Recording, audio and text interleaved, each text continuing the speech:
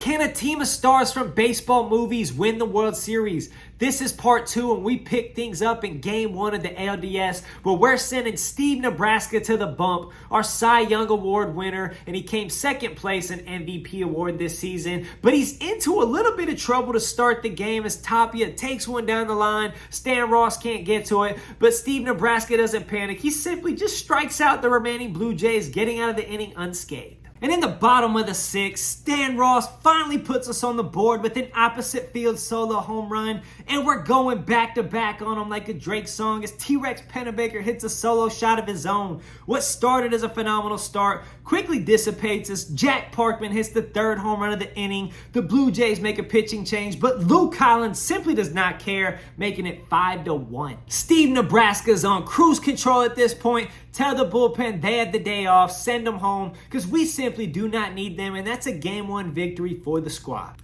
We're off to Game 2, and we're handing the ball to Mel Clark. He had a phenomenal year, pitching to a 3.21 ERA, and T-Rex Pennebaker gets us on the board in the 1st inning, hitting a solo home run, his 2nd of the series.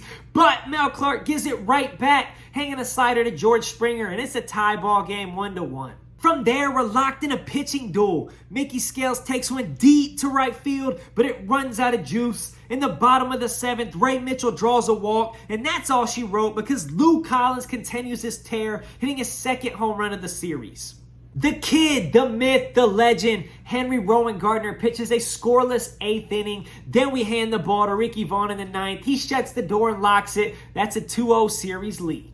And just like Vaughn did in Game 2, we head to Toronto for Game 3, and Ricky Vaughn shuts the door, locks it with a pair of strikeouts, giving us the sweep over Toronto, sending us to the ALCS. This is where the game gets a little unrealistic, because in the ALCS, we're facing the Los Angeles Angels. Yes, I said it, the Los Angeles Angels, but I'm not complaining because that gives us a blockbuster, historic Steve Nebraska versus Shohei Ohtani Game 1. Watch out for the fireworks. Down 1-0 in the 3rd inning, Benny the Jet ropes a single to left field, and Mickey Scales follows up with a single up the middle, the bottom of the order feeding the top. However, a line drive out by Stan Ross and some horrific base running ends the inning. But in the 4th, we get T-Rex Pennebaker, the man who hit 76 home runs on the year, and he does not disappoint, taking one out to deep left field to tie the game. And I don't understand what got into Luke Collins this postseason, but the man is on a whole other level right now, hitting his 3rd home run of the postseason, simply built different.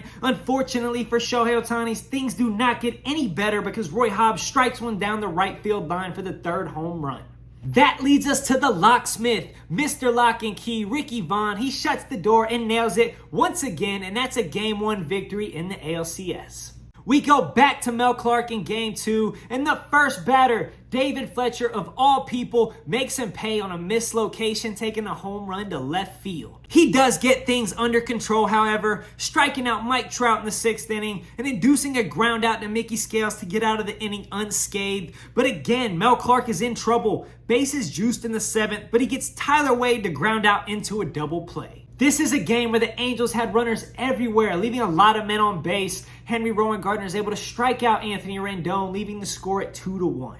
I don't know when teams are going to learn, but the Angels bring in the lefty, Aaron Loop, and T-Rex Pennebaker took that personally, hitting a solo home run, tying the game at 2-2. And then we bring up Jack Parkman, and he absolutely gets a hold of one, taking it to deep left field, but it's not deep enough, and off to the 9th inning we are. And in the 10th, it's legend versus legend, Mike Trout versus Ricky Vaughn. And Mike Trout gets the better of him here, taking a single opposite field, giving the Angels the lead. In desperate need of a rally going into the bottom of the 10th, and that's exactly what Mickey Scales is able to get going with the bunt single here. And with 2 outs, T-Rex gets jammed inside, but he's able to fight it off just enough to bloop a single into right field. That's some different power from that man. The crowd is hyped, ready to walk it off, ready to erupt, but Iglesias gets Roy Hobbs to roll over on a weak dribbler, and that's game. 1-1 series tie. In Game 3, series is tied 1-1. We pick things up in the top of the 12th, and guess what? They've got a lefty in. I don't know when they'll learn. Basically, I stack Stan Ross, T-Rex Pennebaker, and Roy Hobbs.